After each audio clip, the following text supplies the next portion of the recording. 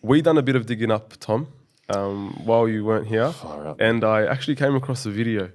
10 I wasn't there. years I wasn't ago. there. It wasn't me. You look very different, tabarakallah, mashallah. This fitness enthusiast has really helped, mashallah. You looked a bit different. I'm guessing you were about 23 in this video that I'm going to show. Okay. You're going to find out. Let's play the video. Tom Finch, this is your life. If these people were fasting, I had to fast as well. Alhamdulillah. I fasted the last week of Ramadan. It was a start. After telling my mother that I was going to be a Muslim, she didn't look at me for almost a week. Before speaking with her, I was happy that I'd found my religion after the prayer, research, and thought I'd invested to reach this decision. After seeing how upset my mother was, I began to doubt whether I was making the right decision. This was the woman who had carried me in her womb for 9 months and cared for me as a child and had given me everything I ever needed. As you'd guess, by this stage I was pretty upset. After speaking with a friend, I was back on track after establishing that the reasoning behind making this change is for me. Pleasing my parents is important, but pleasing my Creator was of ultimate importance. Wow. Wow. Allahu Akbar. SubhanAllah. Take us back to that moment. What was it like? The first year. The first year coming to your parents and just saying, look, this is what I've chosen. I guess what gets me a bit emotional is I think the dynamic between me and my mother.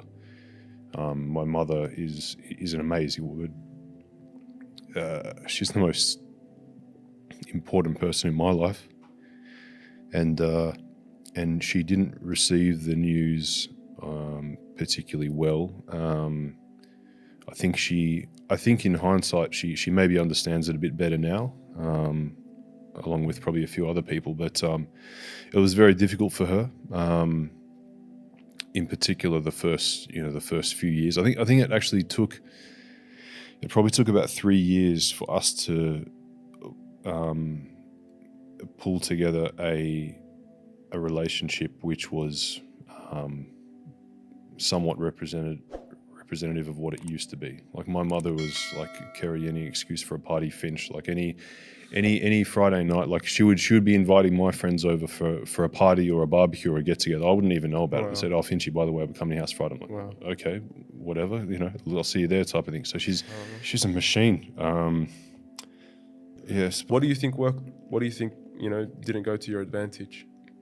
I'll tell you what did work. Grandkids. So when grandkids came, that changed the game. It softened the hearts. What didn't work well? Yeah, what didn't work well? I think probably not sharing more sooner with my mother. I think bringing someone along the journey. If someone's important, if someone is really important to you, and you really want to make address a serious problem that you have in your life, whether it's a mental health issue or it's an iman or a faith issue or a health issue or whatever it is. Like, if you're going to make a big change in your life, I think the wise approach is you need a support team around you, and you need to bring people on the journey.